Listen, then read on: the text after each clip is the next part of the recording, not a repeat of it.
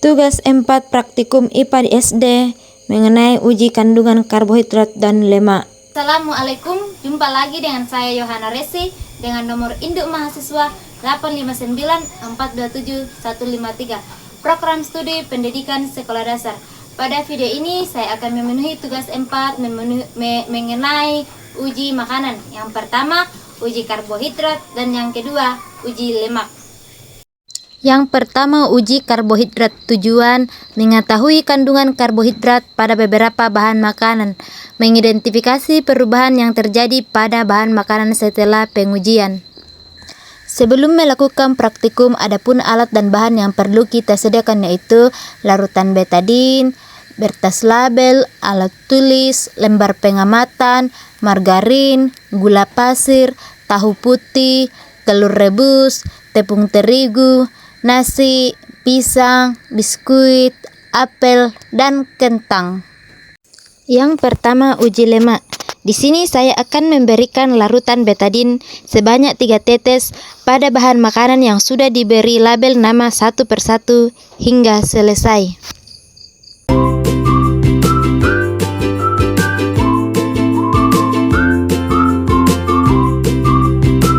Setelah selesai, kita diamkan selama 10 menit. Setelah 10 menit, terlihat jelas ada beberapa bahan makanan yang berubah warna menjadi biru kehitaman, yaitu ada pisang, nasi, tepung terigu, biskuit, dan kentang. Yang kedua, uji lemak. Tujuan mengetahui kandungan lemak pada beberapa bahan makanan, mengidentifikasi perubahan yang terjadi pada bahan makanan setelah dilakukan pengujian.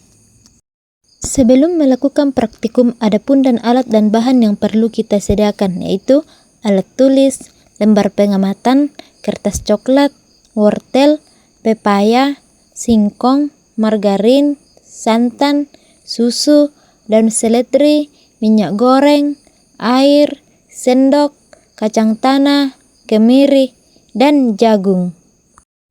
Yang kedua, uji lemak.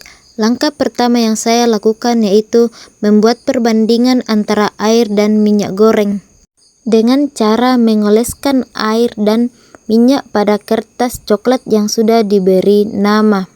Setelah selesai, kita diamkan selama 10 menit. Setelah 10 menit, selanjutnya kita akan melakukan perbandingan antara air dan minyak goreng dengan cara menyinarkannya menggunakan senter. Jelas di sini perbandingannya, minyak meninggalkan noda transparan sedangkan air tidak. Selanjutnya, di sini saya akan mengoleskan bahan makanan yang saya sudah sediakan pada kertas coklat yang sudah diberi nama sampai selesai.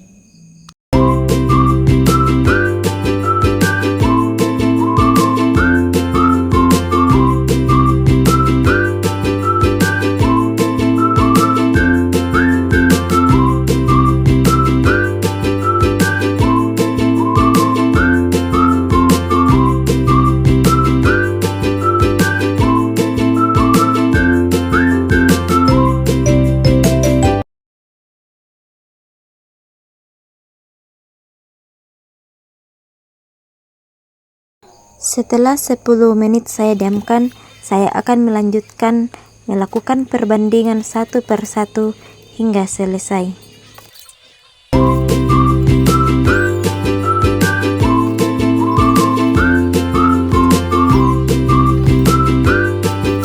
Setelah melakukan pengujian, ada beberapa bahan makanan yang meninggalkan noda transparan, yaitu ada kemiri, margarin, santan, kacang tanah,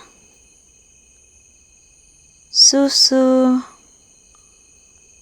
dan minyak goreng.